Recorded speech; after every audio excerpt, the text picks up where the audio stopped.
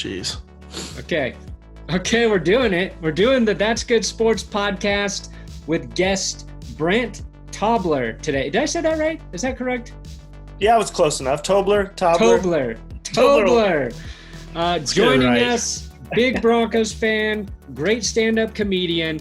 We've got a lot to talk about today.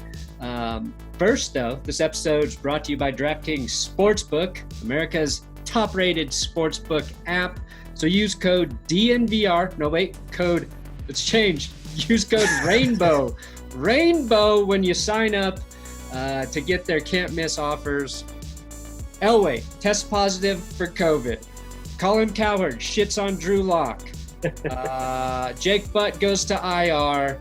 And Broncos, Falcons coming up next. Maybe we'll talk about all of those things. That's a lot to say to start a show. But Brant, thanks for joining us. Of course. Thanks for having me. I'm excited.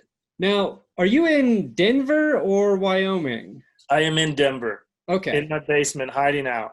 Nice.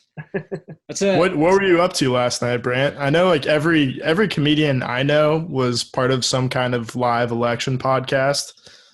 Yeah, I was not. Honestly, I'm not a big politics guy. I'm more of a sports guy. So I was wishing that there was something on DraftKings I could bet. I was looking around for something to bet, but I don't really care about politics. So I watched it. I had it on because I was curious who's going to win, but I was not invited to do any live podcasts because I would just mess them up.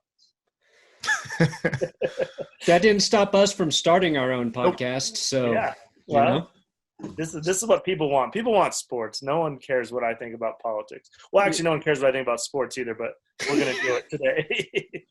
Yeah, we care slightly more. Yeah. And the consequences when you're wrong about sports aren't as significant. Like you can say the most off crazy shit about sports, and a week later you'll be just right where you were before saying dumb shit. Maybe that's true for politics too. I don't know. But probably before we get too deep into whatever we're going to talk about, tell people where they can find your work, or if you've got, like, I know right now, like for comedians, it's kind of shitty because so much of like tour dates and different things have been canceled. But if people can find or check out your work, where do they do that? Yeah, you can. I'm doing shows this weekend in the middle of Wyoming. Nice. So I won't even bother plugging that because I don't think I don't even know where I'm going. But since Colorado's pretty much shut down, I'm going to the middle of Wyoming. But you can follow me, just Brent Tobler everywhere, BRANDTTOBLER on Instagram, Twitter. I got a book called Free Roll that's available everywhere, and I do a weekly podcast called Craigslist Chaos, where I just get on Craigslist and I call me in the search bar, and anybody dumb enough to put their phone number on Craigslist, I call them and mess with them for as long as they'll take it. Oh, that's awesome. Have you had some good interactions there? Oh, I've had crazy. I'm on episode like 95, and it's, wow. What's great about it is I just never know what's going to happen. So I try to get jobs, or I try to buy stuff, or I try to join the Illuminati, or there's hookers and massage parlors. I mean, you just never know. So I've had to be careful. I don't do anything in Denver anymore because I made the mistake. Somehow I got a backup phone to do the show, but now my number's on the internet. So I'll call anywhere but around Denver because too many people were threatening to come kill me, and my girlfriend was getting a little upset with Craigslist Chaos. So, but it's pretty cool. Like Broncos are playing Falcons this week. I'll just go to Atlanta and call me in the search bar. And like I said, what I enjoy about it is I never know what's going to happen. And right. And you guys know how hard it is to get guests and get people to commit. So anytime I'm feeling like lazy or something, the beauty of Craigslist is it's always there. So I just come downstairs and hop on and just see where it takes me. So it's pretty fun. That's awesome. So this is the first time we've ever talked, but we got connected through a mutual contact in Lance. And how do you know Lance? Because I worked with Lance in LA when I was editing a show on YouTube.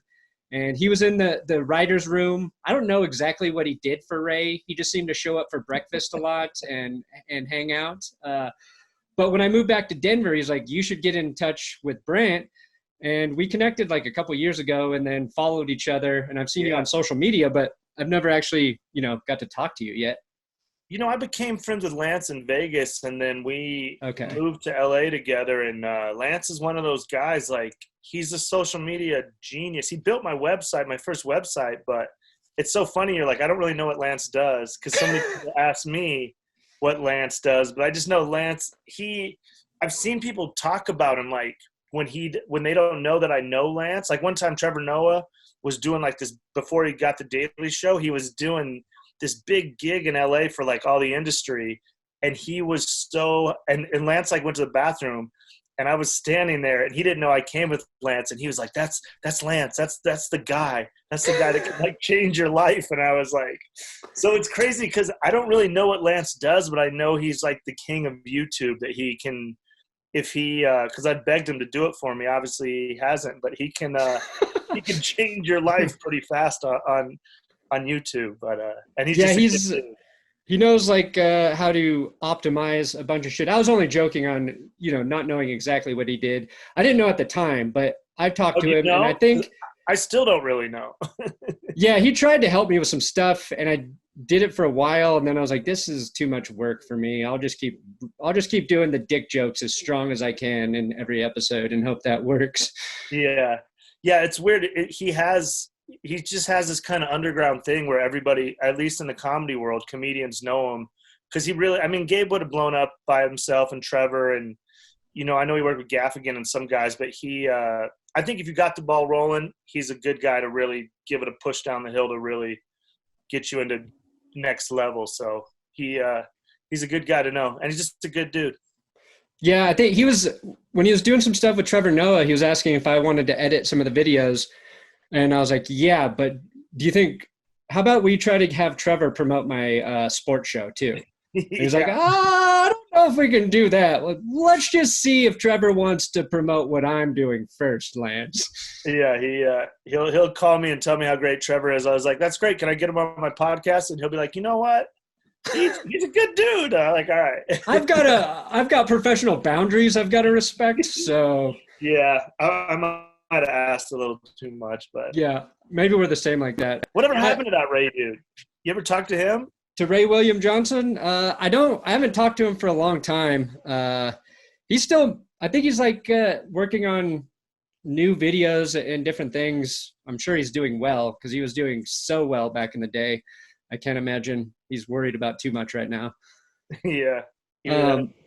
So you're from Wyoming, but did you grow up in Denver, or when did you come to Denver? I grew up in Cheyenne. Okay. And so you're a Broncos fan based on proximity? Yeah, just diehard Broncos fan from that's how most people in Cheyenne are. You're either a Broncos fan or you're one of those annoying dickheads that just root for the Raiders just because they don't want to be Bronco fans. So no, I was a Bronco fan from the very beginning because back then the players would come up to Cheyenne. So like Elway would come to this golf tournament. Like I have John Elway's golf ball he gave me when I was like 12, nice. And like the three amigos would come to this department store and sign autographs and stuff. So it was just, I don't know what it was, because my stepdad was actually a Redskins fan, but I was just we were just all Bronco fans in my neighborhood, so it was easy. Yeah, I think we got to bleep out that word now. Oh yeah, that's actually the one word you can't say on the show. One word we will not allow to be said. I meant the Washington football. Well, back then they were. That's what they were. But yeah, I totally forgot. I'm just fucking with you. All right. So, did you see any of the Colin Cowherd, Drew Lock criticisms? Yeah, he's the worst. Yeah, he's the absolute worst. I refuse to watch him, but I still get stuck seeing all that because of Twitter. Yeah. If I would just get rid of Twitter, I'd never have to hear him. But no, I've hated him for a long time. So it's just what he does. I mean, he's just so annoying. Yeah, I got to figure out how to be like better at doing that, because that's where all the money is. No, it's weird but I think you're on the right track, because I'm a big Le Batard guy. Like I listen to Le Batard every day, I think you're more that style where you're funny. You still talk sports, but you're funny but I just hate, I mean, when you're just saying stuff, I don't know. I guess some people are into it, but to me, I can't really deal with Cowherd because once I see it, I'm like, all right, this is just bait. I'm not taking this bait. I took it when I was younger and I would argue with him on Twitter or something, but now I'm just like, here we go again. You're an idiot. It's not worth me getting angry about. Yeah. What'd you think of Drew Lock's last game? Where are you on Drew Lock and trying to figure him out? First of all, I'm an idiot. I have this. I mean, I'm the biggest Bronco fan, and I get so mad at him. And I'm learning my lesson because I've had luck. So I always bet on the Broncos like a true homer. And then when they play like shit, then I go to Twitter and I'm mad at them, and I post how mad I am, which in my stupid gambling head makes them. Sometimes I think the Broncos go, oh, really, Brent? You're talking shit? Watch this. But then I have all these awful takes that are stuck on Twitter that I guess I could just delete. But I like Drew, but the first 3 quarters, I was like, and I don't know if it was Drew or the play call, but I was like, this is just torture to watch. And then, of course, it came around. But I think he's good. I mean, I think he's better than what we've had, you know. I like him better than the past 4 quarterbacks he tried to bring in, but yeah. Should he be allowed to dance? Yeah, I don't mind the dance. Go ahead, as long as we're winning. I'm not a big dancer. Like when he pointed at the guy on that touchdown, the Chiefs game, I was like, that might bite you in the ass. Yeah, it's like, ooh, I don't know if we're winning this game. Yeah. But I don't mind that. I mean, he can dance all he wants, but I'm a guy, I can't dance, so I'm jealous. I'm like, man, that's a white boy with some swag right there that I don't have. Maybe that's where Cowherd is coming from. No one's seen him dance or try to dance, so maybe he's really that bad of a dancer, and there's just a little bit of like impotent rage coming out. Yeah, I mean, it's just of all things going on, like, even to talk about, who cares if he dances? It's so dumb. It's like he missed the real story was this amazing 4th quarter performance by a young QB that he was high on earlier. Right. And instead of talking about how right he still is about Drew Lock and just give him some more time because he just played one of the best quarters of football we've seen, at least as Broncos fans, from a QB in probably fucking years. He goes, let me get in on him about dancing for 20 minutes. Yeah. I mean, it's 10 minutes or however long. It would have been more on brand just to be like, I told you so. I told you he was good. But right. I think he just says so much shit he forgets. Yeah. He could have played that card of like, I was right. I told you guys I was right. But instead he's like, well, it's just, I mean, I don't want to sound like an old man, but like sports talk radio is just it's just what it is. Yeah. I was listening today and they were talking about, they were arguing with Kurt Schilling that, God, I can't remember the guy's name, that it's just like the most shitty baseball player. He was trying to argue is better than Babe Ruth. And I was like, you're just doing like, this is the dumbest shit. So yeah, because We've all had the time to watch all of Babe Ruth's games too, to really sort of. Yeah. I wish I could remember the guy, but the guy was just like a routine, like just a regular. I'm not even an all-star. I was like, what is he talking about there? But I guess he kept me listening because I was so mad that he said it. I mean, I guess you're right. There's a strategy to it, but it is just torture sometimes. People like to hate, watch, or listen to things. Yeah, I guess that's true. That's politics, baby. I mean, I've watched so much Patriots football over the years. You would think I was a Patriots fan, but I'm just waiting for something bad to happen, and it finally has. But now Brady's gone, and now I hate watch the Buccaneers. It just shifted. Yeah, the Patriots. It's finally here. We waited long enough. It feels like it should be more satisfying, though, doesn't it? Yeah. The demise of the Patriots. We were just a little better. We just have so much in-house we got to worry about, unfortunately. Mm-hmm. Including as Bronco COVID. Fans, I'm like, these Chargers are going to be good. Well, maybe not, but they look like they were going to be good before this week. And the Chiefs, of course, are going to be a nightmare. I get weekly text messages from my Chiefs fans that I probably deserve from texting them the last 10 years, but it hurts. Yeah, I was in Wichita for 6 years, and that's where I grew to really hate the Chiefs. And the Broncos were good at that time, but I remember like if the Broncos lost to the Chiefs, I didn't want to go to school the next day. It was the worst feeling. It's just having to every class, some other asshole just digging it in. Fortunately, the Broncos won the Super Bowl, and now some of those friends that I still have are starting to talk shit to me on Twitter because the Chiefs are good again. Just a bad cycle.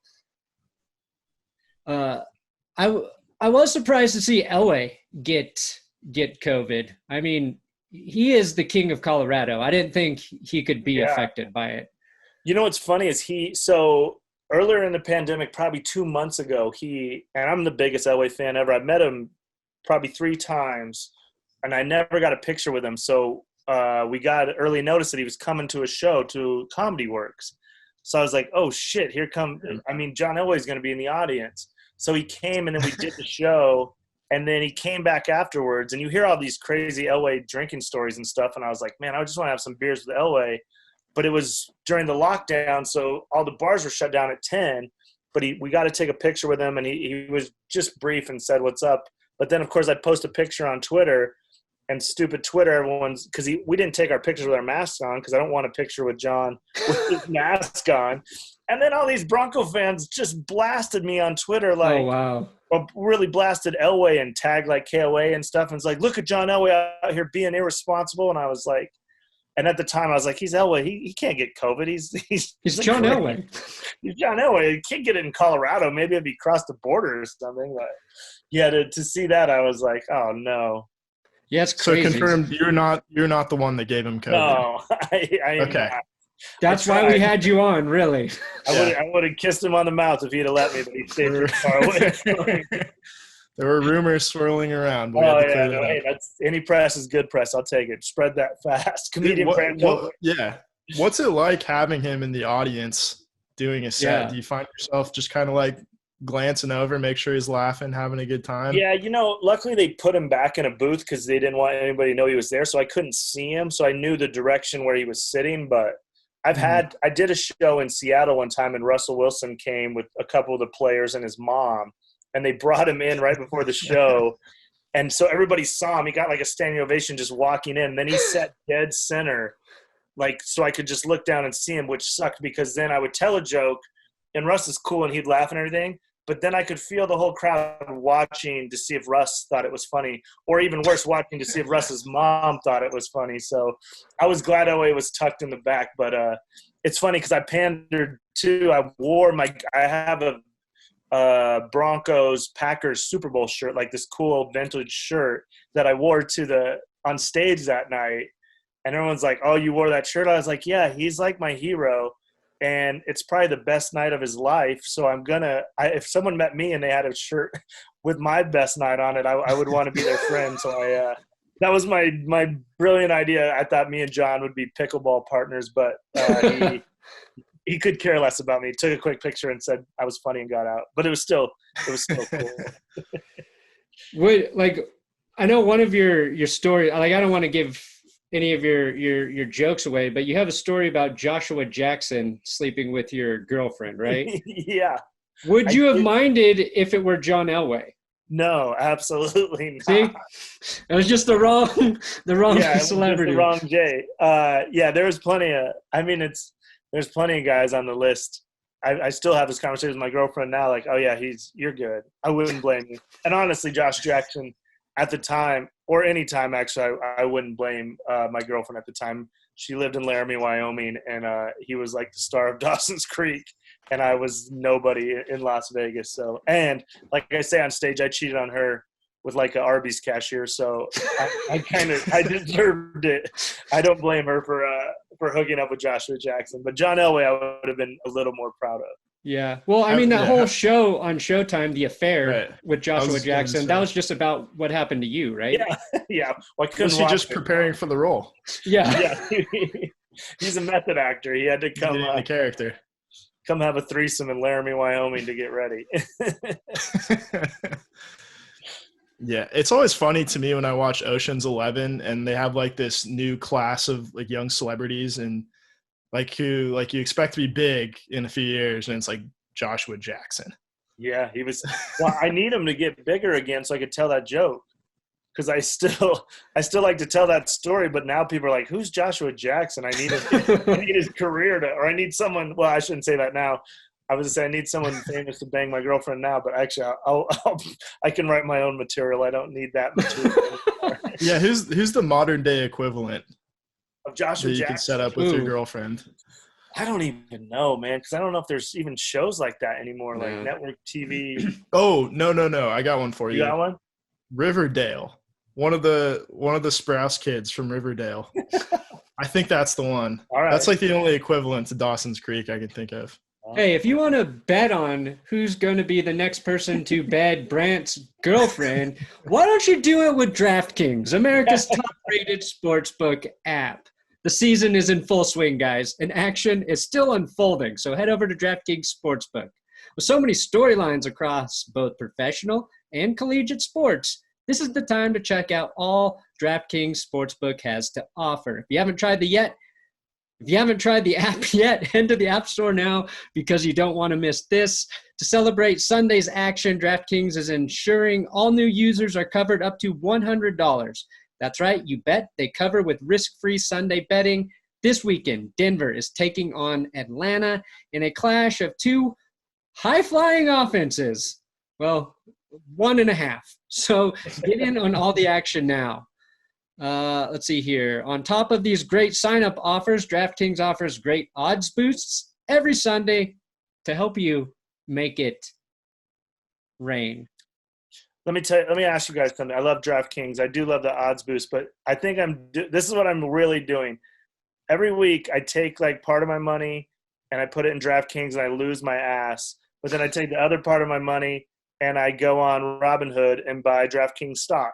So I don't know if it's evening out, but that is what I do. And my girlfriend's like, because during the pandemic, I was just buying up a bunch of stock because I was buying DraftKings every day. And my girlfriend's like, you're going to lose all your money in the stock market. I'm like, they're letting us like gamble on addiction. What you're telling, I go, I don't care about the pandemic and stuff. It doesn't matter. They're not going to cure addiction. So I jammed all my money into DraftKings and stayed away from gambling because I suck at gambling. But then, like ad reads like that, they just get me excited. Yeah. I got to go put in Rainbow with a new email and get the new update. There you go.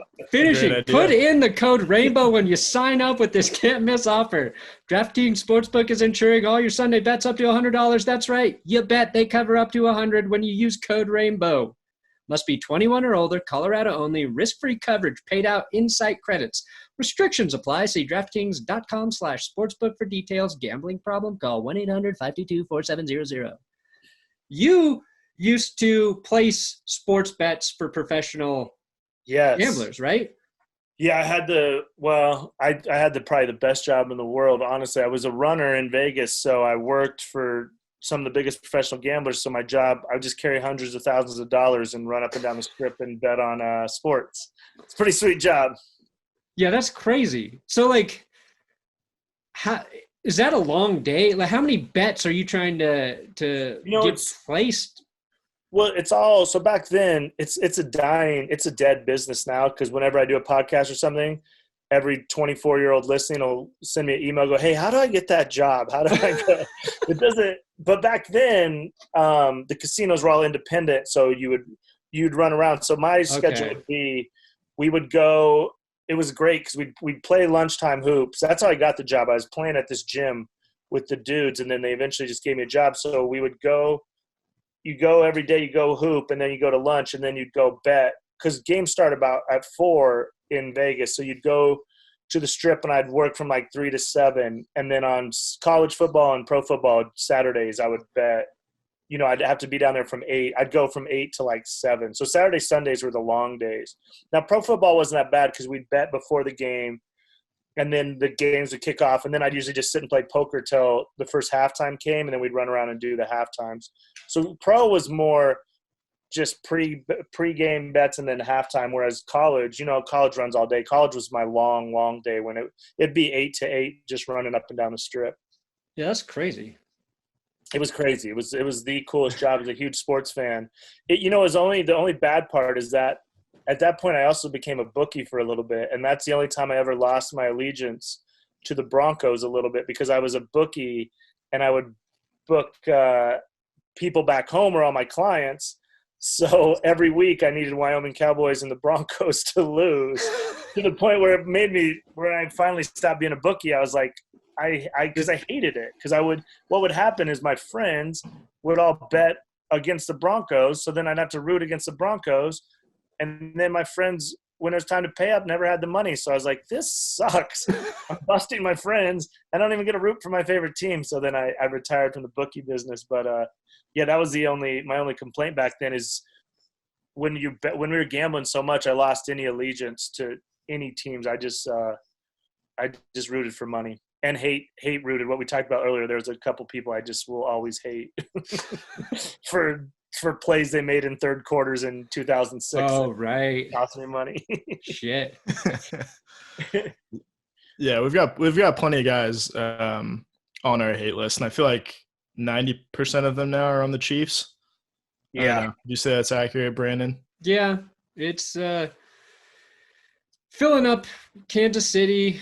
I've got Tampa in there now. I start to get angry at guys that I like that just won't play well. So like Daniel Jones, like I want to see that guy succeed. And the Giants had such a great opportunity to beat the Buccaneers. And he's played all right and then would do something stupid and then play all right. And by the end of the game, I was more pissed off at Daniel Jones than I was at like Tom Brady. So it's weird now. It's the guys that I root for who don't fit. Because like Will and I did like Daniel Jones as being an underrated player heading into the season. So when their performance doesn't match our predictions, I take that as a personal offense. Yeah, you wanted your I told you so moment. Exactly. I get it. I argue with people all the time and think I'm smart and tell them how people are going to be good, and then they suck, and I'm like, yeah, that's not my fault. They suck. Yeah. That's when you pull a Cowherd and just reverse your take. Yeah, you're right. No one's gonna go up and dig up old tweets. No, that never happens to comedians. Yeah. I should just delete every tweet. Should just be on 24 hours. Probably a good idea. Whatever it is, just get it. I don't want to get. Luckily, I've never gotten big enough to get canceled. So, because I definitely could have got canceled for sure. So I've survived it. Yeah. Do you have any coworkers, but like just friends in the industry who've? I know that was like Shane Gillis got probably the brunt of it. Yeah. No, I mean, there's guys I worked with that are on. That they can't work right now, so I don't know what's going to happen. Yeah. I don't know if I thought it would kind of blow over, but even talking to the owner of the comedy club here, she's like, she talks to a bunch of the other comedy club owners. They're like, yeah, we have this do not book list, and I was like, oh shit, that's bad for these dudes. But yeah, it's mostly all the dudes that got in trouble with the Me Too stuff. But I don't know how they're going to get out of these holes. Yeah, I feel like it's really hard to hold like a comedian saying like the Me Too thing, like if there's something that happened that's an actual threat or something, bad. Can't pull your dick out. Yeah, exactly. But like if like trying to shit on things that people who are trying to be funny are saying is like the dumbest thing to me. And it's just gotten like shittier and shittier. Hopefully like that changes at some point, but I think it is, but like you said, it's just not fair. Like, we're just doing a podcast that'll go out to people for free. We're just trying to be funny. So what if I say something now, I just trying to entertain, and then you're telling me 5 years down the road, people are going to be like, oh, Brent had one of those D hats on. Why would he do that? And I was like, at the time, I thought it looked cool. And I thought I was being – it's just that's the stuff I really hate is like when they come after like Jimmy Kimmel or something for what he did on the Man Show or like it's just like you can't – in that moment, we were just trying to do our best to entertain. We had no idea 10 years later that it's going to offend people. So there's no way for you to know that kissing John Elway would give him COVID. Yeah. Like, I should probably never said that. Now I can't be president. Or maybe I can. I don't know. 10 years ago, I would have said I'll never kiss John Elway, and people would be like, I can't believe Brent's a homophobic. He wouldn't kiss John Elway in 1997 after the Super Bowl. What's wrong with him? He canceled. I still would have, though. Yeah. I think we can all say that. I don't know if he would have, but I think it's coming back though. Luckily, I think it got too far. I don't know if there's too far as a comedian. I don't think there's ever too far. But if I'm just being honest, for people watching, I think it got to like a 10% where people are saying crazy stuff. People are like, that's way too much. But then they brought it down to like 1%, and then people are like, well, wait a minute, we still want a little bit in the middle, but you can't worry about it. You just gotta. I'm not worried about it. I just say it, and whatever the saying is, ask for forgiveness later instead of permission or whatever. I don't care. It's hard because usually when you think of something that's really biting and really funny, that's the one you get the most nervous to say, or like for us to put in an episode. Like what I do now is I check with Will, like is this gonna come off wrong? And if he's like, no, it's funny. If he hesitates with like or whatever, I'm like, okay, I'm just gonna step back from that. Yeah. See, I need a Will. I just roll solo. Yeah. It gets me in trouble. Yeah, you need a smarter writer working with you. Yeah. Yeah. Go ahead, but even now, I mean, like I have a joke now that some people don't like, but then it's like, if 95% of people like it, I mean, I just let it go. I had a little apprehension coming out of this because I say the word retard in the joke, and of course, especially in Denver, it's like, whoa. But then by the end, they're on board. But sometimes they just check out. I'm like, if you just let me play it out, then you'll understand where I'm going. But what I hate is like, or you could not like it. That's fine. But just wait till the end to not like it. I don't want you to, it's like you go to a restaurant and you have one bite of appetizer and be like, this restaurant's the worst ever. Like, just if you can write your bad Yelp review, but have the whole meal and do everything before you decide. So, yeah. But we're lucky here in Denver that Wendy, the owner of Comedy Works, she has our back and she lets us take chances and do, there's some clubs that are, care more about their Yelp reviews than their comedians. And that's bad for us because, as you guys know, people are going to complain about everything, no matter what I do. So if as long as you understand that, but it's coming back around. Yeah. I have 2 YouTube channels, and the podcasts air on my second channel. That's like just about Broncos, is just for Broncos fans. And like, I pushed like a bunch of people there, like, these are the people who are most into watching this shit. And some people go there just to dislike the video as soon as it goes up. Yeah. Like, you have to try harder to dislike these videos than the regular ones. So yeah, people are going to shit on it no matter like what you do. It's funny that we brought up Lance earlier. Lance used to do that. So when I lived with Lance in LA, sometimes we'd just be sitting around, a bunch of people would be over, and that fuckhead would put one of my YouTube videos on one of the big screen TVs we had, but then just start going through the comments. And I was like, oh my God, this is like my nightmare. Like, I'll never read comments ever, ever, ever. And the people would just laugh, and then people would make fun of me and call me fat and say I look like Ben Roethlisberger with Down syndrome. And then I'd be like, man, shut this shit off. But yeah, the people on YouTube, they love to, I can't imagine. Like, it's probably people that, like you said, it's all Broncos, and they come there and they complain like, why are you talking about the Broncos? It's like, that's what this channel is. Yeah. I told you exactly what you were getting here. Yeah. Yeah, you have to steer completely clear of the comments. I learned that when someone tried to diagnose me with autism on one of the podcasts. So it's just they're ruthless. I never look, never ever. It's good advice. With the Broncos playing Atlanta this weekend, a team I feel similar to the Broncos in that their offense has a ton of talent, but week after week, you don't know if the Falcons are going to win. And more often than not, they lose. They've won a couple recently. How do you feel about the Broncos this weekend? I have lost so much money on this Atlanta team because I see all the weapons they have, and I always think I just can't.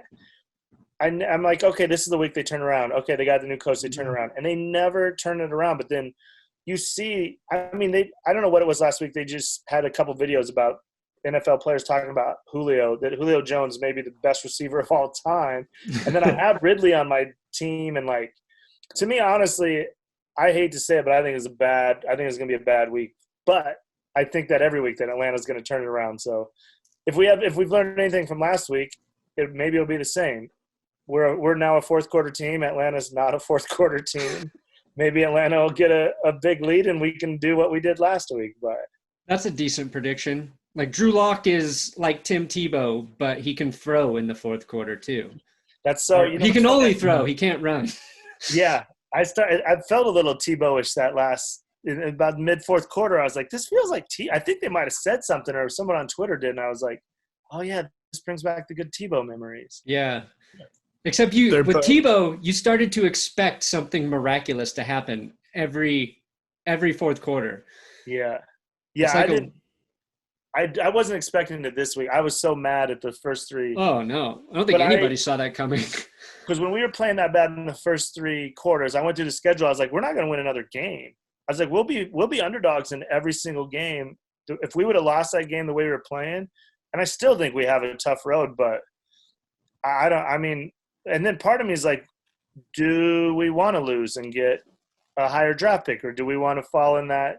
Would we rather be 1 through 8, or would we rather be 8 through 16? I mean, Von Miller, when we had one bad season, at least we got Von Miller out of it. So sometimes I try to be rational for the future, but we're just spoiled as Bronco fans. We had it so good forever. So when my Chiefs fans and other people are like, man, you're a whiny bitch, I'm like, no, I'm not. And then I'm like, yeah, you're right. A little bit. I kind of am. We're allowed to have a couple bad seasons, but I don't know. I still think – I just don't like the play call, and the defense has been playing so good, but I don't know. I think this is a tough one. I know West Coast teams going – because I'm sure it's an early start. I know when West Coast teams go to the East Coast for early starts is always bad. So, I mean, I'll always be rooting for the Broncos, but if I had to bet, I think this might be a tough week for us. Yeah, it's an early game for them. And then they got the Raiders, the Dolphins, Saints, Chiefs, Panthers, Bills, Chargers, Raiders. Yeah, they've got a couple winnable games in there, especially if they keep playing well. I just want to see them to put like a full game together. Like I want to see the offense be good on the first drive, and then also in the second quarter a little bit, and then the third quarter, and then the fourth quarter. Yeah, I don't know if Drew's still hurt, though. Do you think Drew's hurt a little bit, or he just – Maybe, but like when that first game back – he was dropping some dimes, and they just they were dropped. Like if he looked really bad in terms of throwing on his first game back, maybe I would think that. But I know if I was Drew, I would be using that as an excuse for sure. Yeah. My shoulder fucking hurts, guys. I do it on stage all the time. When a joke doesn't, I'm like, my clavicle. Playing hurt. Yeah. Well, I think Roethlisberger. It's the Roethlisberger approach, right? Yeah. I think Noah Fant obviously is go-to guy, and I think he's hurt. He feels like he's moving at like a 7, 8 out of 10, and then, I mean, it's not fair all the injuries to be so hard. Again, I have to, remember how spoiled we are and be like, this isn't. We had so many injuries, but I don't know, man. The offense, I expected more out of Judy, honestly, even though I think by the end he'll be one of my all-time favorite Broncos, but I thought he'd have a little more of an impact early. But yeah, I think that's hard when you're going through 3 different quarterbacks. Yeah, the receivers so much is he had those 2 bad drops week 1, but it's like your success is predicated on your quarterback delivering, and like a rookie running back usually, assuming your line's decent, it's really up to you to make plays, just get the ball and go. Wide receivers, little trickier, but yeah, Will and I really like Jerry Jeudy. It just seems like we were so excited about all of the weapons on offense, and it's just the injuries have made them. You forget about them, and then last week, fourth quarter, you kind of start to see maybe what the potential is. So who knows? Well, that's the thing. I love Lindsay. And you know what I didn't want to jinx it, but I was like, if Gordon fumbles on one of these last drives in the fourth quarter, I was like, he might just have to leave town. Lindsay plays so hard, and all of us Bronco fans love Lindsay, but I was like, if we're moving and making this comeback, and a couple times I was like, do not fumble, Gordon. The Bronco Twitter will lose their mind. Yeah. Instead, he makes a one-handed grab and gets the first down. Yeah. Then he bailed him out. Like I said, I had at that point I had realized I better shut up on Twitter because I look like a real – and everyone – Oh, yeah. I got a bunch of people like bad take exposed because I was so mad at like second quarter. I was like, I wait all week for these games and this is this is what is happening. And then by the end I was so embarrassed that I didn't even get to enjoy the comeback because I was so embarrassed by all the whining I was doing on the internet. So I've learned my lesson. I'm going to be a lot quieter this week no matter what. On the topic of like kind of us all being spoiled, which I agree with, but it seems like a lot of the players, like and Drew Lock included, took offense to all the booing through the first three quarters, up until the point where they're down 24-3. Do you think it's like fair to boo your team at that point in the season? Yes, 100%. It's easy in hindsight. They did turn it around, and we all, had to apologize. But they were awful in the first half. It was an awful product. Like, I have no problem.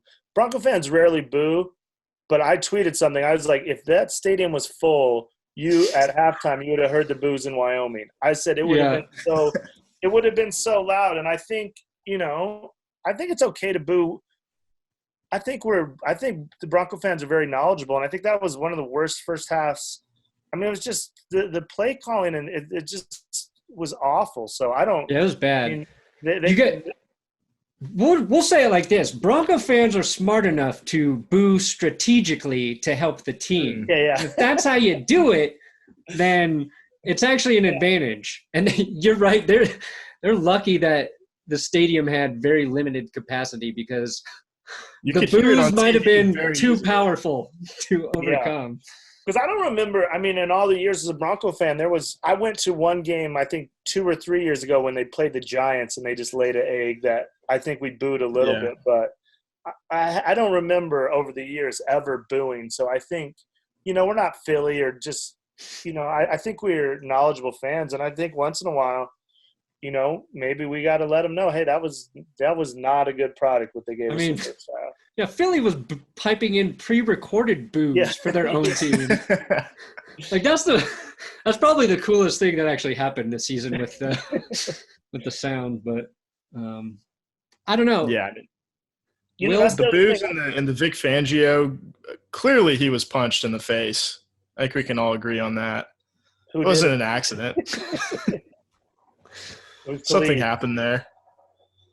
Yeah, and just the thing I don't think is fair to the guys is I had really high hopes for this season. So it's just that's what's made it a little more frustrating. I was really excited about this team. And like you said, all the weapons. And that's what I think I've tried to tailor my frustration. But, man, I was counting down the days. I was so excited, just hoping somehow I could get in the stadium to watch a game. And now, it's been Vaughn getting hurt the day before the season started was just the start of just – that was the omen.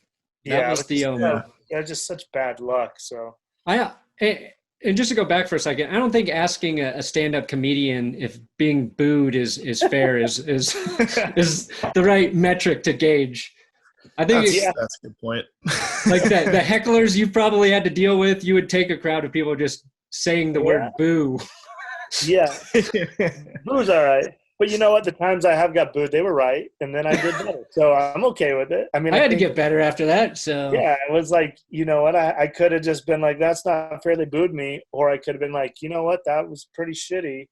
I better have a better fourth quarter or quit. And then I just luckily had a better fourth quarter. So I'm not saying we need to do it all the time, but maybe it worked out all right. And the Chargers just being the Chargers helped too. Yeah, that always helps. So you're going to take – you think Atlanta's going to win this one? Yeah, I mean, I don't know what this – I think the spread's like 5, but I think it's just a hard – I don't know if we're that good a road team really. I think that's going to be – I think, like you said, there's a couple games we can win at home, but we have a pretty tough schedule. And I just know from my gambling days when West Coast teams go across the country for those early East Coast starts are tough. That's what scares me about the Miami game too is like – I mean, even though Miami played – better this last week, obviously on defense, but I think it's just some of those tough cross-country road games are going to be tough for us. I don't get why it feels like it should be a rule that any team, like, I don't know, west of the Mississippi should have to play in the afternoon slot if they're going to the East Coast. I've never understood that. Yeah, I would be fine with having a few more late games anyway. Every Sunday it's like 9 and like 2 or 3. I'm like, why don't we just even them out? Give us more Tuesday games. I actually like the COVID Tuesday games, a double Monday night. I mean, the Tuesday games have been nice. My girlfriend's like, football again? I go, just go. I don't make the rules. I mean, I'm trying to keep these guys healthy, but it's Tuesday night. We can't leave. We got Jaguars Bucks or something. And she's like, what? It's like, I'm sorry. I'll talk to you in a couple hours. It's like, I got tips yesterday. Vintage Broncos Zuba pants.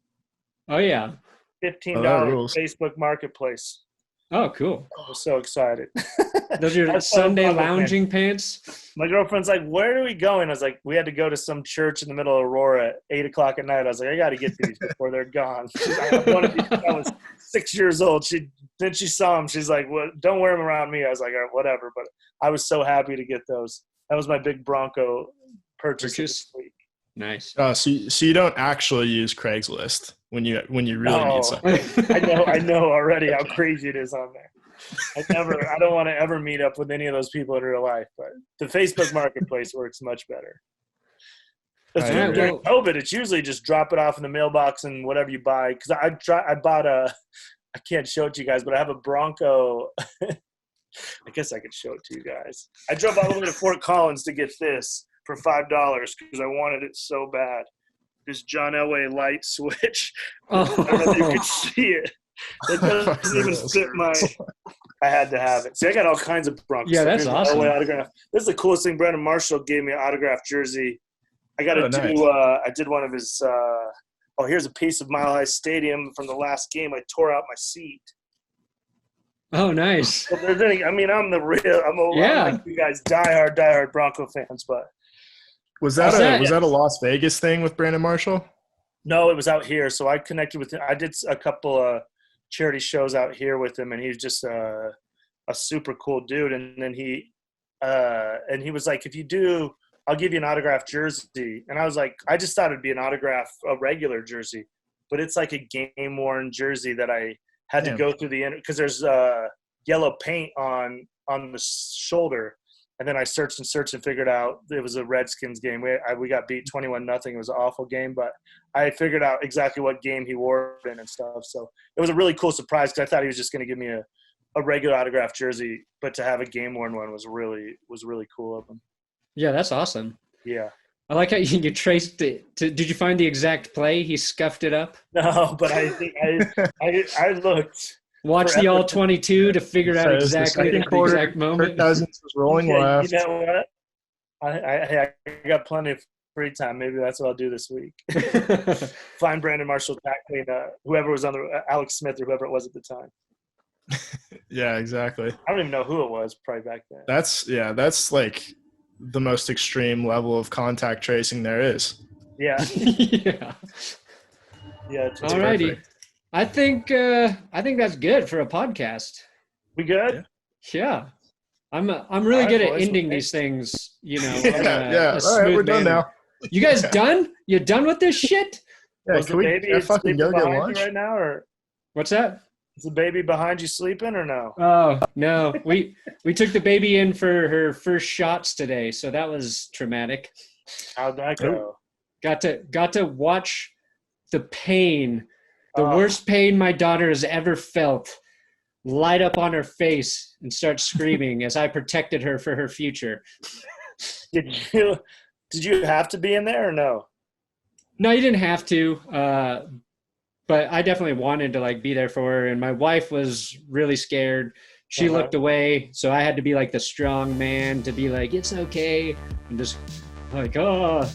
Yeah, we watch, Only Pro Football and 90 Day Fiance, and they were doing the dick cut thing the other day, and that baby just screamed and screamed, and I was like, I can't imagine how hard it is when you know you have to do something for your kid, but just see him cry, like, yeah, I'm sure it was like tough, but you're like, no, we have to do this, but yeah, it was quick. She was, it was like the loudest scream we've heard. but she's fine now. Everybody, you got to do it. Yeah, you got to do it. But when you're the parent and you're a first-time parent, you're like, oh. Yeah, I can't imagine. Hopefully it was just quick. Yeah, it was quick. The nurse was good. You can follow Brandt on Twitter at Brent Tobler. Stand-up. Your website? You tell people to go to your website? Yeah, you can go to the website. My YouTube channel has a bunch of videos and stuff. Cool. So yeah, you can watch it there or whatever. Come to a show eventually. Definitely come to a show. Go to a show when we can go to shows again. And Will and I will be back, Sunday? Recapping the game. We'll have predictions up Saturday. That's sure, why not? And your podcast is The 31 with Brent Tobler. 31 Brent Tobler. I do one with my girlfriend called Dead to Us. I do a one called The 31 where I interview comedians and people, and then Craigslist Chaos is everyone's current favorite because it is chaos. Awesome. Yeah, I do like those interviews. I listened to the one with Mark Norman. Oh, he's great. Yeah. The comedic interviews are good. I just haven't done any for a while because most comics they don't want to do anything. So I gave it a little break, and now I just call random people on Craigslist. Yeah, well, check it out if you get a chance. All right, thanks, Brent. All right, go Broncos. Thanks, guys. Thanks for having me. Yeah, thanks for coming on.